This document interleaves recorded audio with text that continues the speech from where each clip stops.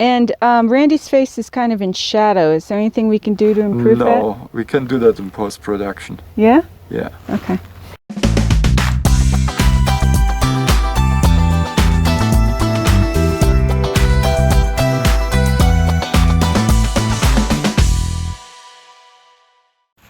I'm Tracy with the Cruisin' Crew, and we are meeting this lovely morning with Mr. Randy Vining, who has, he's a bit of a celebrity in the nomadic and RV community. So Randy, why don't you tell me a little bit about how that has come to be? Well, about 40 years ago, I got charmed by the idea of being free. I read the book Walden Pond by Henry David Thoreau, who said, why would you work all of your life to have a little bit of freedom at the end of your life, when if you could learn to live efficiently, you could adventure on life now. And so, by golly, I determined that I wanted to spend the rest of my life doing what I wanted to do, but first I needed $100,000. And so I went to work to make $100,000 by buying the junker houses and fixing them up and selling them, and in 5 years I had my $100,000. Mm-hmm. Awesome. Wonderful. So you mentioned, so here we are in a campground in Cottonwood near Sedona, Arizona, and you mentioned it's one of your favorite camp spots. What are a couple more that come to mind? Or in your travels, what are some beautiful places that you would recommend that everyone should experience? What do you think? Well, there's one of the great ones is a shopping mall in Eugene, Oregon. Surely the finest city on this globe, in my opinion.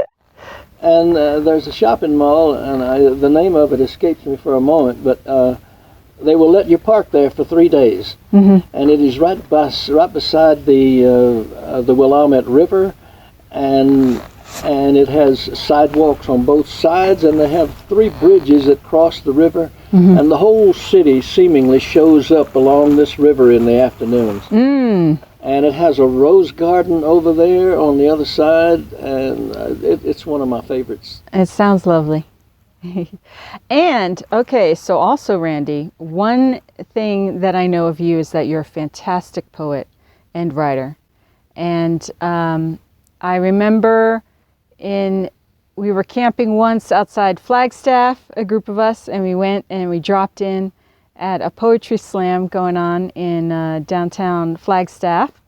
And you went in there and you tore it up. And you won the whole thing, and it was spectacular. It was a wonderful moment in time because you're such a beautiful performer and orator. So I'm hoping before we end this interview today that you can recite one of your pieces from your book. Sure. Can you show your book here, since we're talking about it? Yes. And it is on Amazon, and the hard version is on Blurb. It's called 40 Years a Nomad, Poems from the Road. And I'm really proud of that. You should be. It's a wonderful, wonderful and work. It's actually selling, and I have 45 5-star reviews. That amazes me. That is, I'm not surprised, I have to tell you. So you want a poem, do you? All right. I do. It's one of my, people ask me all the time, how do you manage to get the money together to live this life?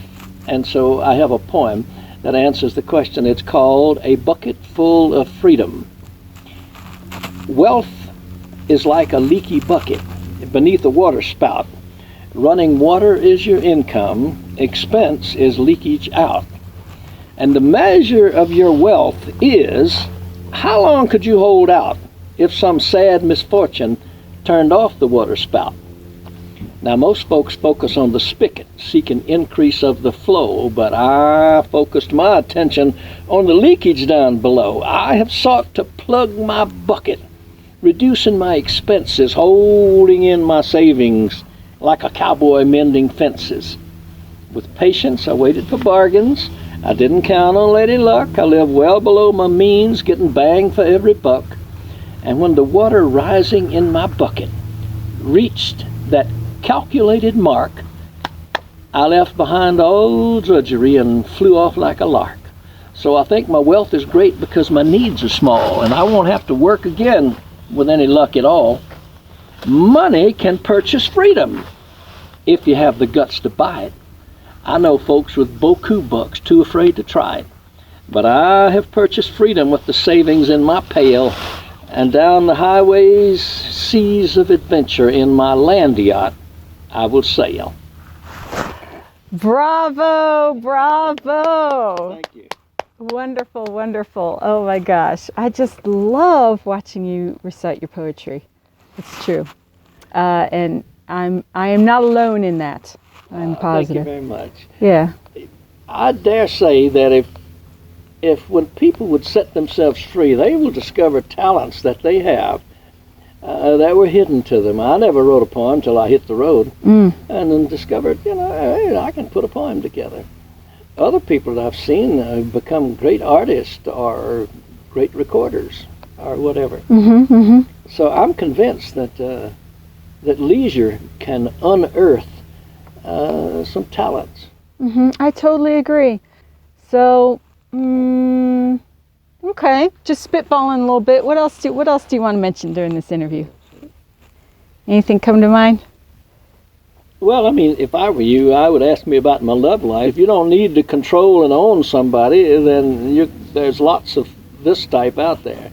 There's one lady friend of mine and I have worked up a salute that every time our paths cross, one way or the other, if they're leaving us, we do this. I hold you in my heart and fly away, little bird, if you need to. And whenever I see her again, we do this. We welcome you back into the grip. It's pretty wonderful, and I have friends scattered all over.